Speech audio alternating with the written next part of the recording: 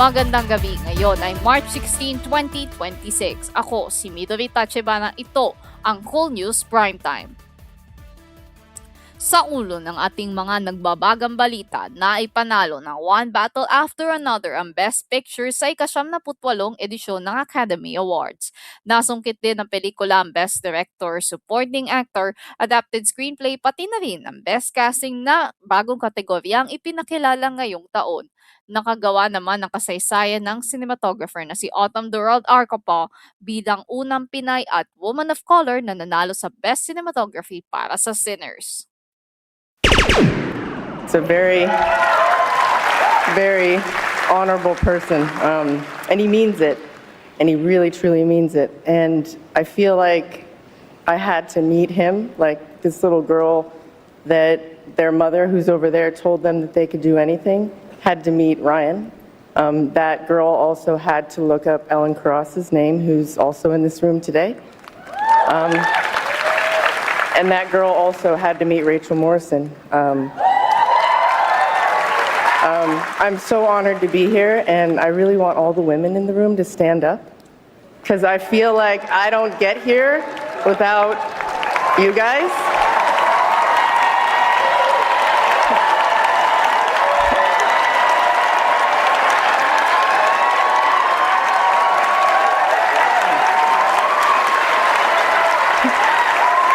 I really, really, truly mean that.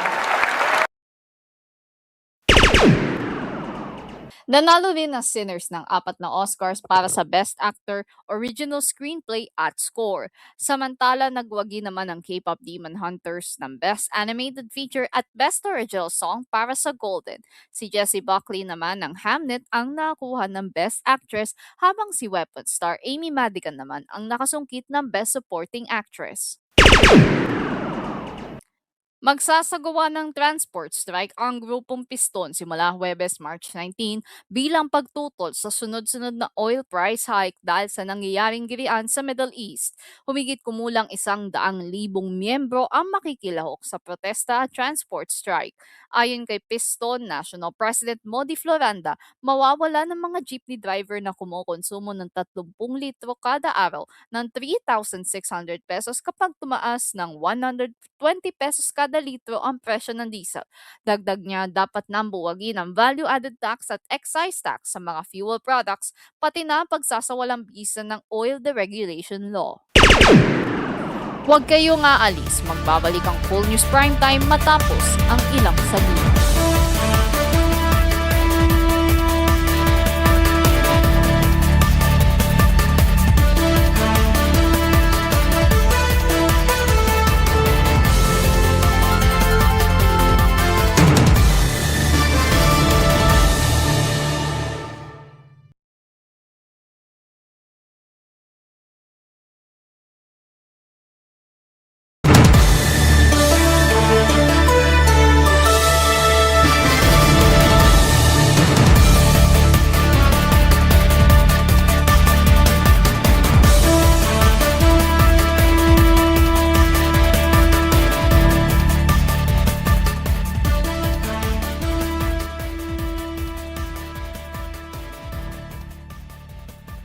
Nagbabalik ang Cool News Primetime. Magigpit muli ng sinturon ng ating mga kababayan dahil lolobong muli hanggang 23 pesos and 90 centavos ang presyo ng diesel ngayong linggo, ayon kay Energy Secretary Sharon Garin.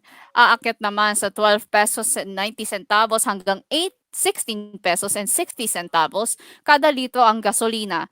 At 6 pesos and 90 centavos and 9 pesos and 90 centavos naman ang pagtaas ng presyo ng kerosene.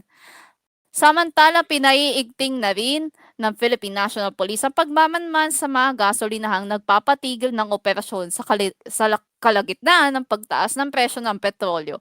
Ayon kay PNP Chief General Jose Melencio Nartates Jr., naintindihan ng kapulisan ang sitwasyon na kinakaharap ng mga gasolinahan dulot ng girian sa Middle East. Inabisuhan din nila ang gobyerno sa posibleng hoarding at price manipulation. Ikinabahala ng Commission on Population and Development ang pagtaas ng mga kabataang nagbubuntis at nanganak sa bansa.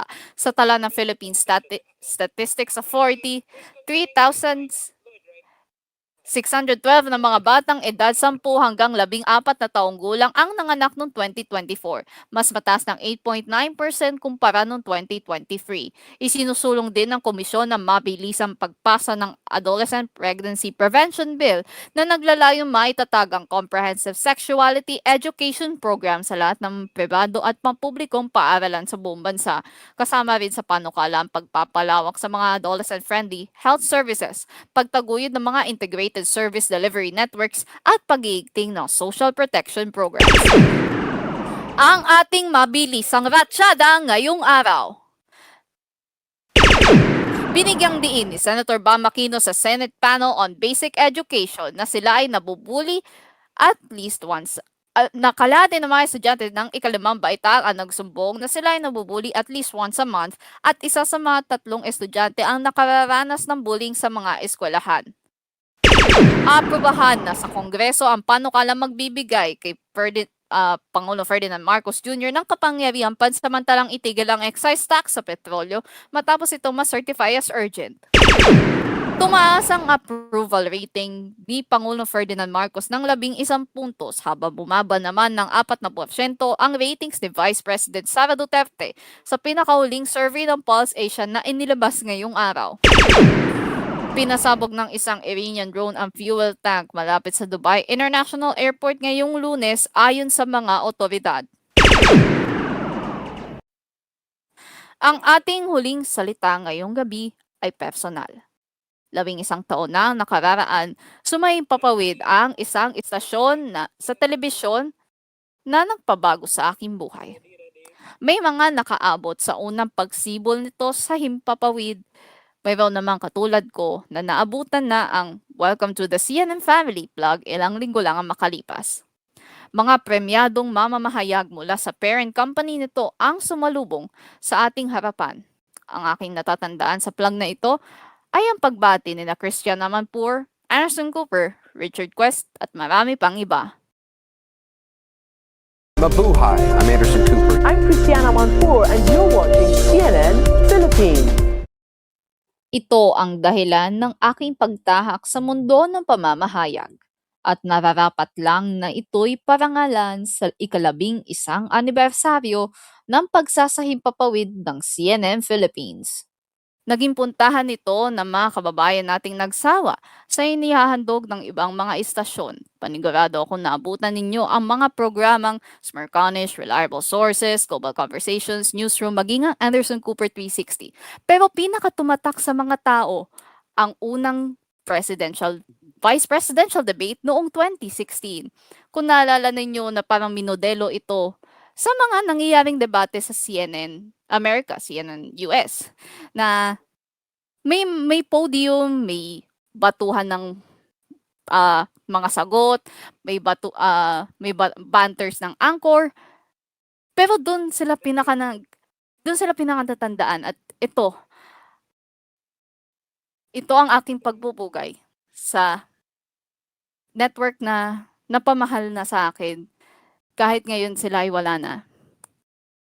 Paumanhin dahil hindi namin nagawa ang mga dapat naming gawin bilang manonood at bilang mamamahayag na nais maging parte ng CNN family. Ito ang muling salita. Sa ating ulat panahon, malamig ang simoy ng hangin sa mga susunod na araw dahil sa pag-iral ng northeast monsoon o hanging amihan.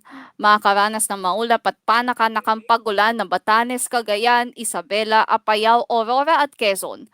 Samantalang iiral ang maulap at nakalangitan at kalat-kalat na pag-ulan sa Metro Manila, kanlurang bahagi ng Visayas at sa natitirang bahagi ng Luzon. Makakaranas naman ang nakararami sa ating mga kababayan ng makulimlim na kalangitan hanggang sa kalat-kalat na pag-ulan at pagkidlat na may posibilidad ng pagbaha at pagguho ng kalupaan. Umabot ng 20.4 degrees Celsius ang naramdamang temperatura kaninang alas 6:30 ng umaga, samantalang pinakamainit naman kaninang alas 2 ng hapon na umabot ng 28.2 degrees Celsius. At iyan lamang ang nagbabagang balita sa oras na ito. Manatiling nakatutok sa Cool News sa DJON Cool FM para sa pinakauling updates. Ako si Midorita Chebana. Magandang gabi. Ang oras natin 10:01 PM.